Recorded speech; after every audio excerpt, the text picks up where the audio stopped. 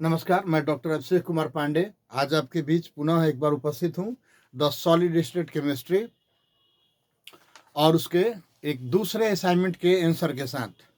The solid state chemistry के दूसरे assignment का सॉल्यूशन मैं करवाने जा रहा हूँ। तो इसमें यही कोई 20 प्रश्न हैं जिनका आंसर हम लोग अभी करेंगे और जिसमें ज़रूरत होगा थोड़ा बहुत एक्सप्लेनेशन की ना, वो भी किया जाएगा। पहला क्वेश्चन है, एक यौगिक में, और यौगिक कौन, सॉलिड स्टेट है तो रवेदार ठोस ही होगा। एक यौगिक में एक्स तथा वाई तत्वों से मिलकर बना है ना। एक घनीय संरचना में क्रिस्टलीकृत होता है जिसमें एक्स परमाणु घन के कोण पर तथा वाई परमाणु फलक के केंद्र पर है। यौगिक का सूत्र होगा। सिंपल सा बात, देखिए ध्यान में रखिएगा। आपसे कहा जा रहा है कि कोई क्यूब है क्रिस्टलाइन और इस क्यूब के, ध्यान दीजिएगा, इस क्यूब के कॉर्नर पर एक्स है। कॉर्नर पर एक्स, जितने कॉर्नर है ना सब पे एक्स, और इनके जो फेस सेंटर हैं, फेस सेंटर पर वाई है। फेस सेंटर 6 होता है क्यूब में, फेस सेंटर 6 होता है, कॉर्नर 8। तो फेस सेंटर पर वाई है, एक, दूसरा, ये तीसरा, चौथा, सामने वाला फेस यहाँ, सामने वाला और थोड़ा इधर होता है, पीछे वाला फेस यहाँ। तो 6 गो फेस सेंटर पर 6 वाई है। तो देखिएगा टोटल एक्स, टोटल एक्स कितने हो जाएंगे, तो 8 हैं। और इनका कंट्रीब्यूशन कॉर्नर पर का, अगर कोई क्यूब के कॉर्नर पर कोई पार्टिकल मौजूद हो तो इसका कंट्रीब्यूशन होता है मात्र 1/8। तो इनकी संख्या हो गई 1। टोटल वाई है कितने, 6 है, लेकिन इनका कंट्रीब्यूशन होता है 1/2। जो फेस सेंटर पर होता है पार्टिकल, जो फेस सेंटर पर होता है उसका कंट्रीब्यूशन होता है 1/2। फेस सेंटर पर कोई पार्टिकल हो ना तो उसका आधा रहेगा इस यूनिट सेल में और आधा किसी दूसरे यूनिट सेल में। तो कंट्रीब्यूशन उसका 1/2, यहाँ से 3, यानी x 1 y 3। The simplest formula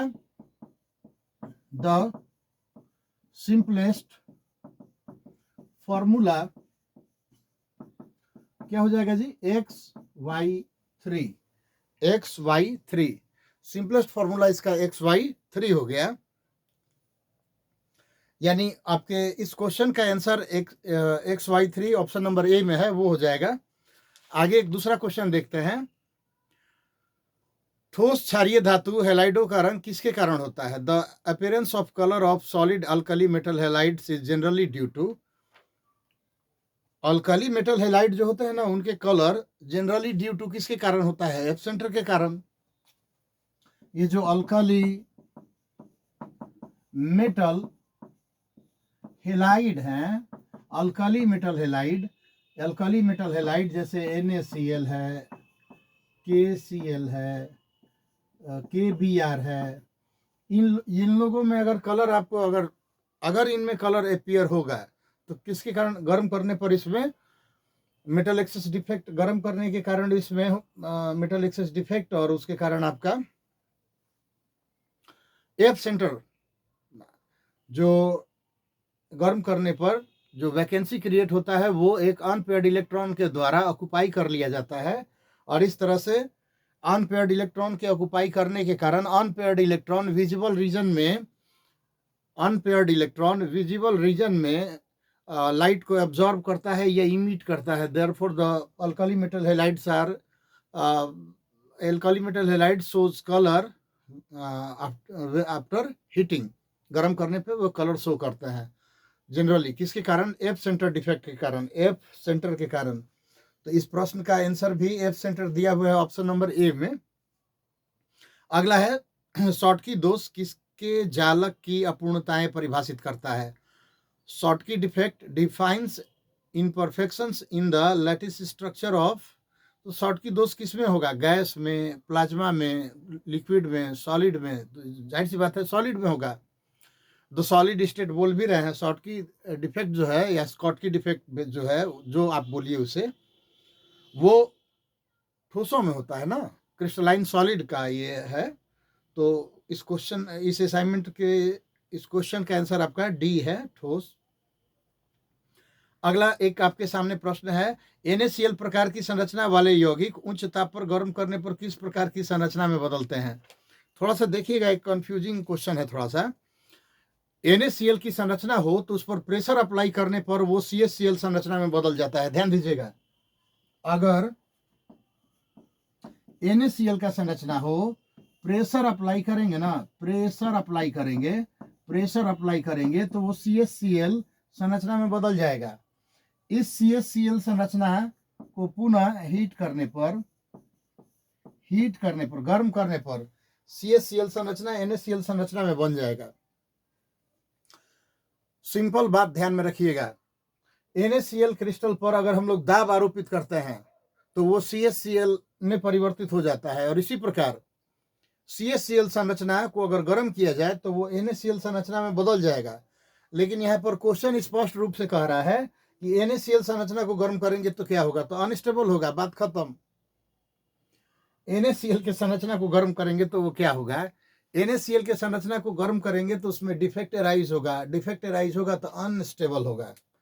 NaCl के संरचना को अब गर्म करेंगे तो NaCl के संरचना को गर्म करेंगे तो वो CaCl में नहीं बदलेगा। NaCl का संरचना को दाब आरोपित करने पर CaCl में बदलता है। गर्म करने पर इसमें क्रिस्टल डिफेक्ट एराइज होगा, और क्रिस्टल डिफेक्ट एराइज होगा मतलब कि अनस्टेबल होगा। क्रिस्टल डिफेक्ट अप्लाई होगा, इसका मतलब कि अनस्टेबल होगा। तो जैसा आंसर दिया रहेगा, जैसा ऑप्शन में आंसर दिया रहेगा वैसा आप बनाएंगे। अस्थायी यौगिक में अनस्टेबल कंपाउंड, तो ये जो क्वेश्चन है इसका आंसर हो जाएगा अनस्टेबल कंपाउंड में। लेकिन देखिए अब इसमें एक बहुत बड़ा कंफ्यूजन क्या है, NaCl स्ट्रॉन्ग आयनिक बॉन्ड इसमें पाया जाता है, और NaCl thermally most stable compound में से एक है। Thermally NaCl sodium chloride most stable compound में से एक है।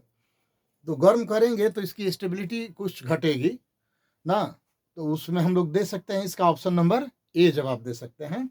हालांकि क्वेश्चन थोड़ा सा कंफ्यूजिंग तो निश्चित तौर पर है ना, क्वेश्चन थोड़ा सा कंफ्यूजिंग निश्चित तौर पर है, लेकिन इसका जवाब हम लोगों के लिए उचित रहेगा कि अनस्टेबल कंपाउंड बनाएंगे। आगे एक है कि आपका क्वेश्चन है CaF2 के जालक को क्या कहते हैं, तो CaF2 के जालक, CaF2 कैल्शियम फ्लोराइड, CaF2 जो है ना कैल्शियम फ्लोराइड, CaF2 ध्यान दीजिएगा, CaF2 इसको फ्लोराइट स्ट्रक्चर बोलते हैं, CaF2 को फ्लोराइट स्ट्रक्चर बोलते हैं।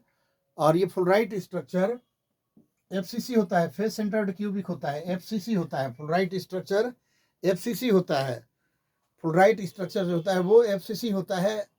और आप जानते हैं कि FCC यानी फेस सेंटर्ड क्यूबिक, इसी को हम लोग CCP भी बोलते हैं, CCP क्यूबिक क्लोज पैकिंग ना, क्यूबिक क्लोज पैकिंग होता है या फेस सेंटर्ड क्यूबिक होता है, कौन, CaF2 फ्लोराइट स्ट्रक्चर होता है। तो फ्लोराइट स्ट्रक्चर हो गया, उसके बाद आगे आते हैं, उसके बाद एक आगे क्वेश्चन है anti fluorite, which of the following compound has anti fluorite structure. 4 go option दिया हुआ है, चारों ऑप्शन पहले मैं बोर्ड पर थोड़ा सा दे रहा हूं। आप में से जिनके पास, जिन महानुभाव के पास, जिन स्टूडेंट के पास, विद्यार्थी जी के पास ये असाइनमेंट नहीं है, उनके लिए मैं यहाँ पे थोड़ा सा इस प्रश्न को ऑप्शन के साथ लिख दे रहा हूँ। आपसे प्रश्न किया जा रहा है कि निम्न में से किस यौगिक की संरचना एंटी फ्लोराइट प्रकार की है। तो 4 गो ऑप्शन दिया हुआ है, Na2O, बी में दूसरा ऑप्शन है CSCl, सी में दिया हुआ है ZnS, डी में दिया हुआ है ऑप्शन NaCl। तो ध्यान में रखेंगे, ये जो आपका Na2O है, Na2O सोडियम ऑक्साइड, उसमें एंटी फ्लोराइट, ये फ्लोराइट है, तो इसमें एंटी फ्लोराइड स्ट्रक्चर पाया जाता है किसमें, Na2O में, Na2O में। ध्यान में रखिएगा, जैसा CaF2 का अरेंजमेंट होता है ना, उसका ठीक उल्टा अरेंजमेंट होता है, वैसा ही होता है, लेकिन कैल्शियम के जगह ऑक्सीजन आ जाएगा और फ्लोरीन के जगह सोडियम आ जाएगा, तो एंटी फ्लोराइड स्ट्रक्चर बोलते हैं। यहाँ आपको ये भी ध्यान में रखना है कि ये जो कैल्शियम है ना, कैल्शियम 2+, इसका कोऑर्डिनेशन नंबर 8 होता है। कैल्शियम 2+ का कोऑर्डिनेशन नंबर 8 होता है, जबकि फ्लोरीन माइनस का कोऑर्डिनेशन नंबर 4 होता है। लेकिन यहाँ पर इसका उल्टा आप देखिएगा, आप ऑक्सीजन 2- का कोऑर्डिनेशन नंबर 8 हो जाएगा, और ऑक्सीजन का, और इसका किसका, सोडियम का Na+, इसका जो कोऑर्डिनेशन नंबर है वो आपका 4 हो जाएगा। ध्यान में रखिएगा, केटायन का कोऑर्डिनेशन नंबर यहाँ 8 था, यहाँ इस बार एनायन का कोऑर्डिनेशन नंबर 8 है। दिख रहा है ना जी आप लोगों को? चलिए, बेहतर है। केटायन का कोऑर्डिनेशन नंबर Ca2+ का कोऑर्डिनेशन नंबर 8 था, यहाँ पे O2 का कोऑर्डिनेशन नंबर, O2- का कोऑर्डिनेशन नंबर 8 है। यहाँ फ्लोरीन एनायन है, रिडायन है, इसका कोऑर्डिनेशन नंबर 4 था, और यहाँ पर Na+ केटायन है, इसका कोऑर्डिनेशन नंबर 4 है। तो CaF2 को फ्लोराइड स्ट्रक्चर बोलते हैं, और जबकि Na2O जो है वो एंटी फ्लोराइड स्ट्रक्चर होता है, एंटी फ्लोराइड स्ट्रक्चर होता है, और कोऑर्डिनेशन नंबर भी उसी प्रकार से चेंज कर जाता है, कोऑर्डिनेशन नंबर भी चेंज कर जाता है। यहाँ कोऑर्डिनेशन नंबर बोलते हैं हम लोग 8:4, यहाँ कोऑर्डिनेशन नंबर बोलते हैं 4:8। ये क्वेश्चन भी आता है, CaF2 में कोऑर्डिनेशन नंबर 8:4, Na2O में कोऑर्डिनेशन नंबर 4:8। इस बात को थोड़ा सा ध्यान पर रखेंगे। आगे बढ़ते हैं हम लोग अगले असाइनमेंट के अगले क्वेश्चन की तरफ। आपका मिनिमम समय लूंगा ना, सेल्फ स्टडी कीजिए, बुक पढ़िए घर पर, खूब ज्यादा एक्सरसाइज बनाइए। आगे है क्वेश्चन आपका, एक ठोस जालक में धनायन जालक स्थान को छोड़कर अंतरालीय स्थान में चला जाता है तो दोष क्या कहलाएगा? जनरली केटायंस अपने जगह को छोड़कर जा सकते हैं, क्योंकि उनका जो त्रिज्या होता है ना वो जनरली छोटा होता है। फिर एक बात, अब आपको गंभीरता से हमारी बात एक सुननी चाहिए। कुछ यूट्यूबर्स का मैंने सुना है, वो बढ़िया ना, उनका ब्रांडिंग जो नाम है ना, बहुत ऊंचा नाम, बड़े और दर्शन छोटे, नाम बहुत बड़ा है, और उनके द्वारा बोला जाता है इस प्रकार से ना कि केटायन हमेशा छोटे होते हैं, किससे? रिडायन से, एनायन से। बहुत सारे लोगों को मैंने बोलता हुआ सुना है, सीधे ऐसे ही बोलते हैं। क्या बोलते हैं? कि धनायन की आयनिक त्रिज्या ऋणायन की आयनिक त्रिज्या से छोटी होती है। नहीं, जबकि थोड़ा सा सावधानी से बोलना चाहिए। धनायन की आयनिक त्रिज्या प्रायः ऋणायन की आयनिक त्रिज्या से छोटी होती है। 90% केस में ऐसा हो सकता है। धनायन की आयनिक त्रिज्या, केटायन का जो आयनिक रेडियस है ना, वो छोटा होता है। किससे? एनायन के आयनिक रेडियस से, लेकिन हमेशा नहीं। तो आप ये नहीं, आप केमिस्ट्री के टीचर होने के नाते स्टूडेंट से गलती हो तो कोई बात नहीं, केमिस्ट्री के टीचर को इस तरह से लापरवाही से जवाब नहीं देना चाहिए। ध्यान से सुनेंगे, फिर से हमारी बात सुनिएगा। जो केटायनिक रेडियस होता है वो generally smaller than anionic radius. Anion का जो रेडियस होता है वो प्रायः बड़ा होता है। किससे? धनायन के रेडियस से प्रायः बड़ा होता है ना, इस बात को थोड़ा सा ध्यान में रखिएगा। तो धनायन अपने जगह से हटेगा, अंतरालीय अपने जगह से हटकर कहीं इंटरस्टिशियल साइट पर चला जाएगा, अंतरालीय स्थानों पर चला जाएगा, तो क्या फ्रैंकल दोष बोलते हैं, उसमें आएगा फ्रैंकल दोष। आगे बात करते हैं। बीसीसी एकक सेल में संकुलन क्षमता होती है। BCC body centred cubic, BCC है बॉडी सेंटर्ड क्यूबिक है, बीसीसी। इसमें 68% संकुलन क्षमता, पैकिंग इफिशियंसी या पैकिंग फ्रैक्शन या परसेंटेज पैकिंग इफिशियंसी है ये 68%। बीसीसी में, बॉडी सेंटर्ड क्यूबिक में, पिंड केंद्रित घनाकार इकाई सेल में, पिंड केंद्रित घनाकार इकाई सेल में जो पैकिंग इफिशियंसी होता है वो 68% होता है। पिंड केंद्रित घनाकार इकाई सेल में पैकिंग इफिशियंसी 68%। इस तरह 32% भाग इसका खाली होता है। आगे अगले प्रश्न की तरफ अगर हम लोग आए तो coordination number of A particle in body centred cubic packing is, body centred cubic packing होगा ना तो उसमें कोऑर्डिनेशन नंबर 8 होगा। बॉडी सेंटर्ड क्यूबिक पैकिंग होगा तो उसमें कोऑर्डिनेशन नंबर 8।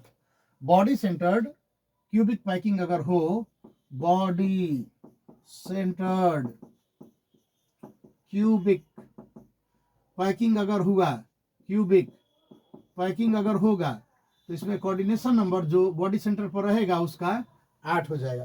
जो पार्टिकल बॉडी सेंटर पर रहेगा उसका कोऑर्डिनेशन नंबर 8 हो जाएगा। इस बात को थोड़ा ध्यान में रखेंगे। Body centred cubic close packing में या बॉडी सेंटर्ड क्यूबिक पैकिंग में कोऑर्डिनेशन नंबर का मान 8 होता है। बॉडी सेंटर पर जो कण होता है ना वो 8 पार्टिकल उसको और घेरे रहता है, चारों तरफ से 8 पार्टिकल उसको घेरे रहता है। ध्यान में रखेंगे। शॉटकी दोष के कारण क्रिस्टल का घनत्व तो जानते हैं, शॉटकी दोष के कारण या स्कॉटकी दोष के कारण क्रिस्टल का जो घनत्व है वो घट जाता है। स्कॉटकी दोष के कारण चूंकि वहां से मिसिंग होते हैं ना, मिसप्लेस नहीं होते हैं, जो कॉन्स्टिट्यूएंट आयन है कैटायन या anion in the same number एक पेयर में ही रहेंगे, वो क्रिस्टल के जालक रचना से गायब हो जाते हैं। और इस तरह गायब हो जाने के कारण कहीं सरफेस पे चला जाता है। गायब होने के कारण जो डेंसिटी है वो स्कॉटकी डिफेक्ट में घटता है। सॉलिड का डेंसिटी, क्रिस्टल का डेंसिटी जो है स्कॉटकी डिफेक्ट में घटता है। आगे बात करते हैं। अगर हम लोग जिंक अपनी गलित अवस्था से ठोस अवस्था में परिवर्तित होता है जिसकी संरचना SCP प्रकार की है, समीपस्थ परमाणुओं की संख्या होगी। ध्यान में रखिएगा। जिंक दिया हुआ है, HCP दिया हुआ है। जिंक दिया हुआ है कि मोल्टन स्टेट में है, उसको जमने दिया गया। तो जिंक मोल्टन स्टेट में है और उसको आप जमने दे रहे हैं। कैसा जम रहा है? HCP, hexagonal close packing. Hexagonal close packing में कोऑर्डिनेशन नंबर का मान होता है 12। हेक्सागोनल क्लोज पैकिंग में कोऑर्डिनेशन नंबर का मान 12 होता है। देखिए ना, हेक्सागोनल क्लोज पैकिंग में एक अगर ये Zn हुआ तो 1 2 3 4 5 6 गो यहाँ कोऑर्डिनेशन नंबर और 3 यहाँ ऊपर से इसके रख सकते हैं और 3 नीचे की तरफ से जिंक में सट जाएगा। तो देखिए इस जिंक में इसमें 1 2 3 4 5 6 7 8 9 ऊपर से सटा देंगे और 10 11 12 नीचे से इसमें टच करेगा। तो कोऑर्डिनेशन नंबर का मान HCP में होता है 12। HCP में कोऑर्डिनेशन नंबर का मान 12 होता है ना। उसके बाद आपका FCC एकक सेल में संकुलन क्षमता होगी। FCC एकक सेल में packing efficiency of FCC unit cell will be, FCC unit cell दिया हुआ है। तो बॉडी सेंटर्ड में दिया हुआ था तो 68% हम लोग लिखे थे। बॉडी सेंटर्ड यूनिट सेल में FCC अगर हो, face centred cubic unit cell, तो इसमें आपका 74% इसकी पैकिंग इफिशियंसी होती है। 74% होता है, यानी करीब 26% भाग जो है ना इसमें अनऑक्युपाइड होता है, खाली होता है। और भरा हुआ भाग कितना होता है इसमें? भरा हुआ भाग 74%। FCC होगा ना, फलक केंद्रित घनाकार इकाई सेल होगा, तो उसका 74% भाग ऑक्युपाइड बाय द एटम्स होते हैं और 26% भाग जो होता है ना वो अनऑक्युपाइड होता है। तो यहाँ पे 74% भाग उसका भरा हुआ रहेगा। कब? फलक केंद्रित घनाकार इकाई सेल होगा तब। आगे बात करते हैं आपसे इसमें in a face centred cubic lattice unit cell is equally shared by how many faces. देखिए ध्यान दीजिएगा, थोड़ा सा लैंग्वेज कंफ्यूजिंग है, थोड़ा ध्यान में रखेंगे।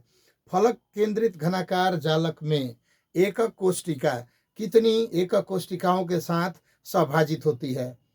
यानी इसी का अगर इंग्लिश ट्रांसलेशन दिया हुआ है, in a face centred cubic lattice unit cell is equally shared by how many faces. और ध्यान में रखेंगे, कोई क्यूबिक यूनिट सेल होगा तो उसका जो कॉर्नर है ना, कोई क्यूबिक यूनिट सेल है तो उसका कॉर्नर 8 यूनिट सेल को टच करता है, 8 यूनिट सेल को टच करता है। कोई क्यूबिक यूनिट सेल होगा तो उसका कॉर्नर 8 यूनिट सेल को टच करता है। तो अगर कॉर्नर पर कोई एटम है तो वो एक साथ 8 उसी के तरह यूनिट सेल के संपर्क में होगा। और अगर क्यूबिक यूनिट सेल के फेस सेंटर पर कोई एटम हो तो वो दो यूनिट सेल के संपर्क में होगा। तो अगर इस क्वेश्चन का जो लैंग्वेज है ना थोड़ा सा और क्लियर होता है तो ज़्यादा बेहतर होता है। ध्यान, लेकिन हम लोग क्या करेंगे, सावधान रहेंगे। और क्वेश्चन हमको लगता है कि अब जैसे जैसे समय बेहतर होते जा रहा है इस तरह से कंफ्यूजन वाला लैंग्वेज नहीं दिया रहेगा। आपको दिया रहेगा कि घनाकार इकाई सेल में कॉर्नर पर एटम है ना तो कितने के बीच में वो उसका कंट्रीब्यूशन होगा, कितने के बीच में वो एक साथ सहभाजित होगा, जैसा कि इसमें दिया हुआ है। तो 8 के साथ।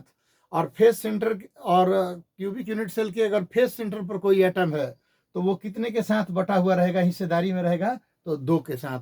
तो जैसा क्वेश्चन होगा उसके अकॉर्डिंग आप आंसर दीजिएगा, जैसा प्रश्न होगा उसके अकॉर्डिंग आपका आंसर होना चाहिए। आगे बात करते हैं। फ्रैंकल और शॉर्टकी दोष होते हैं। कैसा दोष होते हैं भाई? तो परमाणु दोष होते हैं। 4 ऑप्शन दिया हुआ है, क्या? नाभिकीय दोष, क्रिस्टल दोष, अणु दोष। तो कुछ प्रश्न बहुत अजीब ढंग के होते हैं, जैसे अब इसमें दिया हुआ है फ्रैंकल तथा स्कॉटकी दोष है, क्या भाई? नाभिकीय दोष बी में, क्रिस्टल दोष। हाँ, तो क्रिस्टल दोष तो है ही, क्रिस्टल दोष तो है ही, यानी ऑप्शन बी भी सही है, क्रिस्टल दोष है। लेकिन उससे ज़्यादा मोस्ट इम्पोर्टेंट है कि किस तरह का क्रिस्टल डिफेक्ट है, तो वो आ जाएगा क्या? परमाणु दोष ना, एटॉमिक इम्परफेक्शन बोलते हैं, या उसी को हम लोग परमाणु दोष को ही एटॉमिक इम्परफेक्शन न बोलकर हम लोग क्या बोलते हैं? पॉइंट डिफेक्ट बोलते हैं, बिंदु दोष बोलते हैं। पॉइंट डिफेक्ट एक तरह का, ये पॉइंट डिफेक्ट है, एक तरह का पॉइंट डिफेक्ट है, ध्यान में रखिएगा। आगे हम लोग बात करें, अगले क्वेश्चन की तरफ आते हैं। निम्न में से कौन फ्रैंकल दोष निरूपित नहीं करता है? निम्न में से कौन फ्रैंकल दोष निरूपित नहीं करता है? तो विद्यार्थी जी 4 गो ऑप्शन यहाँ भी दिया हुआ है। फ्रैंकल दोष किसमें नहीं है? फ्रैंकल दोष किसमें नहीं है? तो AgBr में नहीं, तो है फेमस एग्जांपल है, फ्रैंकल दोष होगा AgCl में, AgCl में, AgBr का भाई है AgCl, AgBr जैसा ही AgCl है, सिल्वर का हैलाइड है, इसमें भी फ्रैंकल डिफेक्ट होगा। AgBr में होगा तो इसमें भी होगा। और एक और है, और उसके बाद है आपको, उसके बाद है KBr और है जिंक कार्बाइड। तो ध्यान में रखेंगे, इसमें से कहा जा रहा है कि किसमें फ्रैंकल डिफेक्ट नहीं होगा। तो ध्यान में रखिए, AgBr और AgCl में फ्रैंकल डिफेक्ट होगा। अब बचा KBr और ZnC, KBr और ZnC, जिंक कार्बाइड। तो अब इन दोनों में कंफ्यूजन हो सकता है, क्योंकि जिंक कार्बाइड उतना फेमस नहीं है ना, जिंक कार्बाइड उतना फेमस नहीं है, तो जिंक कार्बाइड दे दिया। तो अब इसमें हम लोग क्या करेंगे, थोड़ा सा दिमाग लगाएंगे। जनरली फ्रैंकल दोष थोड़ा कम आयनिक कंपाउंड में होते हैं, जनरली फ्रैंकल दोष जो है ना थोड़ा कम आयनिक कंपाउंड में होता है, और जबकि KBr हाईली आयनिक है, KBr पोटेशियम ब्रोमाइड हाईली आयनिक है, तो इसमें फ्रैंकल दोष की संभावना थोड़ी कम है। और जिंक कार्बाइड होगा तो ये हाईली आयनिक नहीं होगा, इसमें फ्रैंकल दोष हो सकता है, AgCl में हो सकता है, AgBr में हो सकता है, किसमें नहीं होने की संभावना है? तो KBr पोटेशियम ब्रोमाइड में फ्रैंकल डिफेक्ट होने की संभावना नहीं है, पोटेशियम ब्रोमाइड में फ्रैंकल डिफेक्ट होने की संभावना नहीं है। काहे भाई? हाईली आयनिक कंपाउंड है इसलिए हो सकता है, हाईली आयनिक कंपाउंड है इसीलिए। नेक्स्ट हम लोग आते हैं, कांच कैसा होता है भाई? अतिशीतित द्रव है। कांच को सुपरकूल्ड लिक्विड मानते हैं, कांच को सुपरकूल्ड लिक्विड मानते हैं। क्यों? तो कहा जाता है ना कि इसमें बहने का गुण होता है, बहुत धीरे धीरे बहता है। और पुराने मकान की खिड़कियों में लगे हुए कांच नीचे की तरफ ज़्यादा मोटा हो जाते हैं, इससे पता चलता है कि कांच में बहाव का गुण होता है। लेकिन इसे सुपरकूल्ड लिक्विड, अतिशीतित द्रव मानते हैं। किसको? ग्लास को, कांच को। आगे की बात करें, BCC इकाई सेल में कुल कणों की संख्या होती है the total number of particles in body centred cubic unit cell ना, पिंड केंद्रित घनाकार इकाई सेल में कणों की नंबर ऑफ पार्टिकल्स की संख्या होती है कितनी? 2। सिंपल यूनिट सेल में 1, पिंड केंद्रित में 2, फलक केंद्रित में 4, और हेक्सागोनल यूनिट सेल में नंबर ऑफ पार्टिकल्स कितने होते हैं? 6 होते हैं। यहां आपसे पूछा जा रहा है क्या है? बीसीसी में ना, body centred cubic unit cell में पिंड केंद्रित घनाकार इकाई सेल में कणों की संख्या 2। तो कणों की संख्या, तो इसमें 1 2 3 4 ऑप्शन दिया हुआ है, तो बी नंबर हो जाएगा ऑप्शन नंबर बी, जिसमें आंसर है 2। हम लोग आगे बढ़े अगर, तो एक चीज और दिया हुआ है, सिंपल क्यूबिक यूनिट सेल में परमाणु, सिंपल क्यूबिक यूनिट सेल में the fraction of total volume occupied by atom कितना होता है भाई? सिंपल क्यूबिक यूनिट सेल में टोटल आयतन का कितना भाग परमाणुओं के द्वारा, टोटल आयतन का कितना भाग परमाणुओं के द्वारा ऑक्युपाई किया रहता है? तो एससीसी में, सिंपल क्यूबिक यूनिट सेल में परमाणुओं का कितना भाग, sorry, simple cubic unit cell में यूनिट सेल का कितना भाग परमाणुओं के द्वारा ऑक्युपाइड होता है? तो पाई/6 करते हैं, और यहीं पे पाई की जगह पर 22/7 रखते हैं। 6 रखकर जब हम लोग निकालते हैं तो एफिशिएंसी आता है 52%। सिंपल क्यूबिक यूनिट सेल में जो पैकिंग एफिशिएंसी का मान है 52% आता है। कैसे? पाई/6 करते हैं तो भी डिराइव कर हम लोग इसको देखे भी हैं ना, उसको आप पीछे जाके देख भी सकते हैं, हम लोग डिराइव किए हुए हैं, पाई/6 आएगा। पोटासियम का क्रिस्टलन होता है, पोटासियम इज क्रिस्टलाइजेज इन ना जी। पोटासियम ध्यान रखिएगा, पोटासियम, सोडियम, पोटासियम एक ही तरह के होते हैं ये लोग, तो इनमें क्रिस्टलाइजेशन भी एक ही तरह का होगा। तो ऑप्शन दिया हुआ है एफसीसी, बीसीसी, एससी, त्रिंताक्ष क्रिस्टल में यानी ट्राइक्लिनिक क्रिस्टल में ना, वो सब फेरा में नहीं पढ़ना है, एकदम सिंपल बात ध्यान में रखिएगा। पोटासियम का क्रिस्टलन होता है किसमें? बीसीसी में। पोटासियम का क्रिस्टलन होता है बीसीसी में, बॉडी सेंटर्ड क्यूबिक होता है, पोटासियम बॉडी सेंटर्ड क्यूबिक होता है। पोटासियम में पोटासियम के ये आपका बीसीसी टाइप का होता है, पोटासियम बीसीसी टाइप का क्रिस्टल का निर्माण करता है। आगे आइए अगर आप,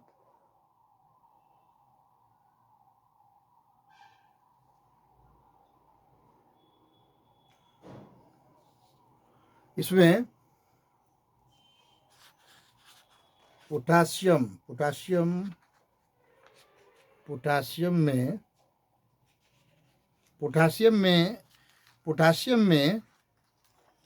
बीसीसी, पोटासियम सोडियम में बीसीसी रहेगा। चलिए नो डाउट, थोड़ा सा इसमें दूसरा दिमाग में घूम रहा था कुछ। पोटासियम में आपका बीसीसी रहेगा। और हाँ, लास्ट क्वेश्चन की तरफ अगर हम लोग बढ़े, ये दूसरा असाइनमेंट जो मैंने दिया था, दूसरा असाइनमेंट ना जो हम लोगों ने दिया था, मैं डॉक्टर अभिषेक कुमार पांडे, डॉक्टर आशुतोष कुमार के साथ, तो उसमें लास्ट क्वेश्चन दूसरे असाइनमेंट का है, निम्नलिखित में किस प्रकार का क्रिस्टलन दोष निरूपित होता है? Which type of crystal defect shown by following figure. एगो फिगर दिया हुआ है और कहा जा रहा है ना कि किस तरह का इसमें दोष होगा। एगो फिगर दिया है, ऐसे दिया है, देखिए ना, अजीब ढंग से दिया है, Na+, Cl-, Na+, Cl-, Na+, Cl-, Na+, Cl-, इस तरह दिया है। फिर दिया है, देखिए ना, Na+, Cl-, Na+, Cl-, Na+, कुछ ऐसे ही दिया है। आप जरा ध्यान दीजिएगा, देखिए फिगर अजीब ढंग से बनाया हुआ है, लेकिन उससे हम लोगों को नहीं घबराना है। बीच में यहाँ क्या होना चाहिए था? बीच में यहाँ पे Cl- होना चाहिए था, जो कि गायब है। यहाँ इन दोनों के बीच में क्या होना चाहिए था? इन दोनों के बीच में Na+ होना चाहिए था, जो कि क्या है? गायब है। तो एक Cl- गायब है और यहाँ से एक Na+ गायब है।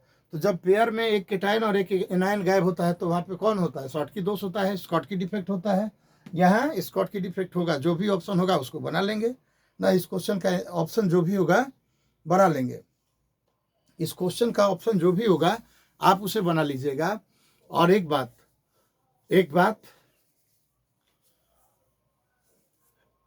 आप जो प्रैक्टिस करते हैं टेस्ट के द्वारा या फिर बुक से न्यूमेरिकल सॉल्व करते हैं या प्रॉब्लम बनाते हैं या क्लास में जो पढ़ते हैं, किसी दिन आपका दिन नहीं होता है, थोड़ा स्कोर कम आ गया या कुछ समझ में नहीं आया, तो उसको क्या करते हैं, रीस्टार्ट करते हैं, फिर से समझ में नहीं आया, क्यों समझ में नहीं आएगा ना, फिर से रीस्टार्ट करते हैं, फिर से उसको देखते हैं, टीचर का हेल्प लेते हैं, आपके पास बढ़िया बुक अवेलेबल है उसका सपोर्ट लीजिए, क्लास नोट्स का सपोर्ट लीजिए। मैं आपके साथ ऑनलाइन तो जुड़ता ही हूँ ना, कोई प्रॉब्लम हो तो डायरेक्ट कमेंट में मुझसे पूछिए। और जो भी आप वीडियो देखते हैं, हमारे साथ जुड़ते हैं ऑनलाइन या ऑफलाइन, जो भी जुड़ते हैं आप, तो पूरा देखना चाहिए, पूरा साथ रहना चाहिए। हड़बड़ी वाला ज़िंदगी कोई बेहतर ज़िंदगी नहीं माना जाता है। एक विद्यार्थी धीर गंभीर होते हैं। सबसे बढ़िया विद्यार्थी लोग को देखिएगा, जो पढ़ने में काफ़ी बेहतर हैं, वो देखेंगे कि एकदम शांत रहते हैं, कूल माइंडेड होते हैं, और जब पढ़ने बैठ गए तो बैठ गए। पढ़ने बैठ गए तो ये नहीं कि 5 मिनट में एक काम याद आ गया, वो काम याद आ गया, कुछ नहीं। पढ़ने बैठे तो कम से कम 2-4 घंटा पढ़ाई नहीं हुआ तो फिर पढ़ने बैठना वो आपका बेकार है ना। तो थोड़ा-सा गंभीर होकर, कूल माइंड होकर, कॉम्पिटिशन बहुत हार्ड है। इसी हार्ड कॉम्पिटिशन में ही हम लोग बेहतर करेंगे ना। और किसी नए टॉपिक के साथ मैं पुनः आपके साथ मिलूँगा। तब तक के लिए जय हिंद।